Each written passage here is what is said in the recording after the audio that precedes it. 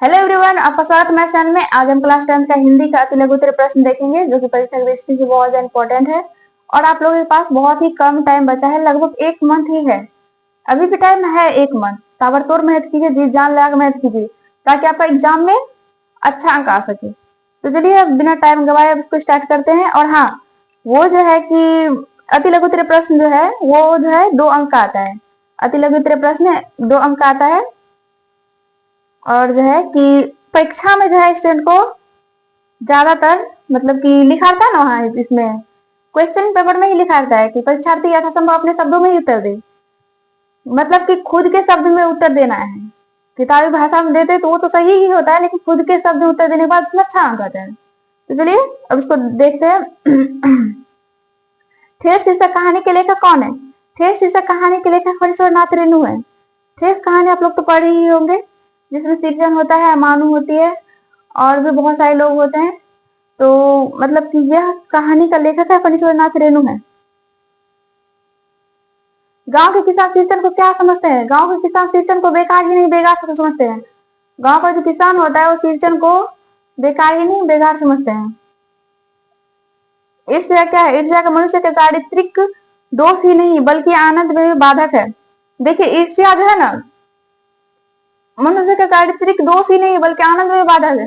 जिस मनुष्य के हृदय में ईर्ष्या घर बना लेती है वो मनुष्य जो है ना खुश नहीं रहता है, हर टाइम दुखी दुखी रहता है, हर टाइम उदास सा रहता है। दूसरे का मतलब तरक्की भरक्की सब चीज देख करके ईर्ष्यालु व्यक्ति का मन जो है ना मतलब उसको हर टाइम जेलस सा होते रहता है। वो मतलब ईर्ष्यालु व्यक्ति जो है दूसरे अपने दुख से दुखी नहीं होता है, दूसरे के सुख से दुखी होता है।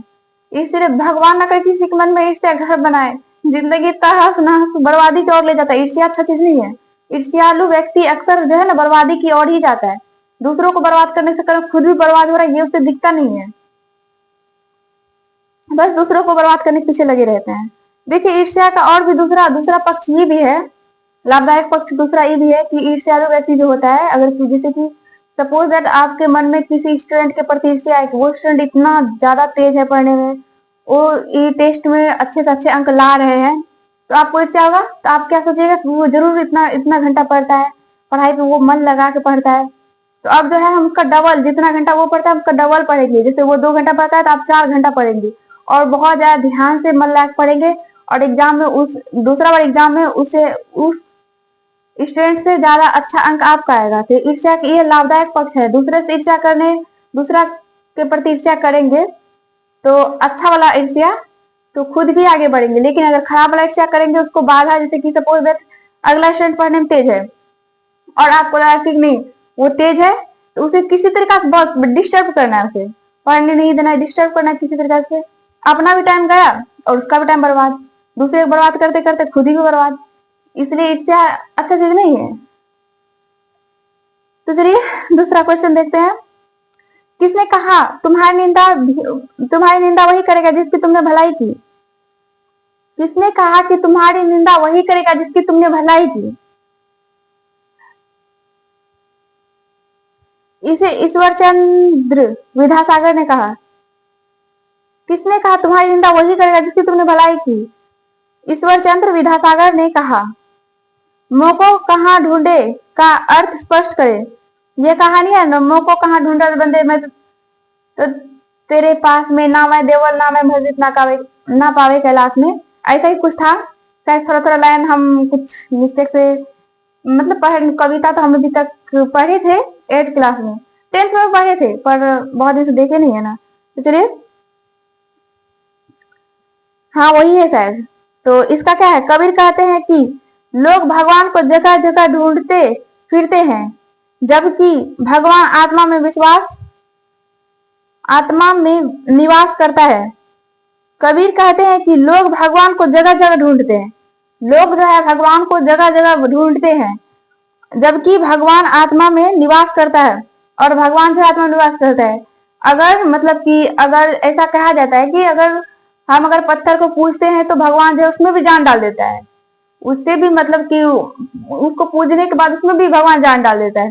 उसी तरीका से कहते हैं कबीर कहते हैं कि लोग जो है भगवान को जगह जगह ढूंढते फिरते हैं जबकि भगवान आत्मा में निवास करता है। ईर्ष्या से बचने का क्या उपाय है? ईर्ष्या से बचने का उपाय मानसिक अनुशासन है। ईर्ष्या से बचने का उपाय क्या है? मानसिक अनुशासन है। खुद में व्यस्त रहना, खुद के प्रति इतना ज्यादा व्यस्त रहना, इतना ज्यादा व्यस्त रहना कि अगला व्यक्ति क्या कर रहा है, नहीं कर रहा है, कहाँ आ रहा है, कहाँ जा रहा है, क्या कर रहा है, नहीं कर रहा है, किसी से मतलब कि मतलब नहीं देखना है। खुद पे व्यस्त इतना रहना है कि किसी पे ध्यान ही नहीं देना है, तो ऑटोमेटिक ईर्ष्या तुम्हारे मन में नहीं आएगा। ईर्ष्या से बचने के उपाय है कि खुद में व्यस्त रहना। दूसरे के प्रति ना ही सोचेंगे।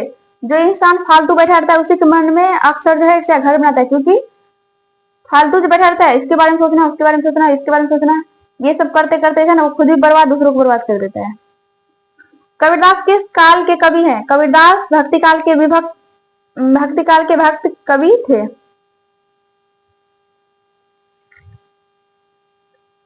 बाल गोविंद भगत किसके उपासक थे? बाल गोविंद भगत कबीर के उपासक थे। बाल गोविंद भगत जो है कबीर को भी साहब मानते थे, कहानी में से कहा गया है।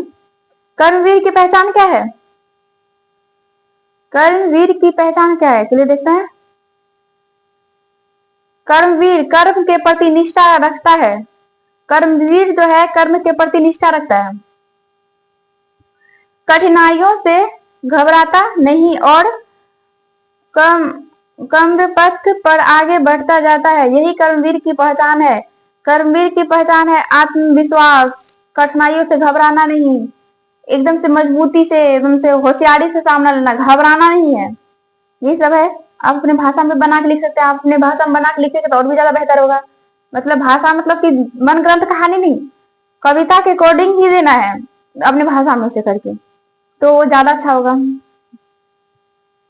बाल गोविंद भगत के लेखक कौन है? बाल गोविंद भगत जो है उसके लेखक कौन है? रामवृक्ष बेनीपुरी जी हैं। और देखिए एक और क्वेश्चन था, कहाँ है? हुंड्रू का जलप्रपात जो है, हाँ, हुंड्रू का जलप्रपात कितना फुट है? हुंड्रू का प्रपात 243 फुट है। ये एग्जाम में आता ही है, एक बार जाने से पहले जरूर देख लीजिएगा। सब ऑब्जेक्टिव सब्जेक्टिव एक तरफ से देख लेना है एक बार जाने से पहले, क्योंकि हिंदी जो है, हिंदी सब्जेक्ट जो है, हिंदी एक ऐसा सब्जेक्ट है कि उसे दोबारा रटने का जरूरत है ही नहीं। बस एक बार अगर पढ़ लिया जाए तो वो दिमाग से नहीं निकलेगा। पर उतना भी आप लोग उतना भी मतलब कि भूसगोल तो नहीं है, होशियार सभी है।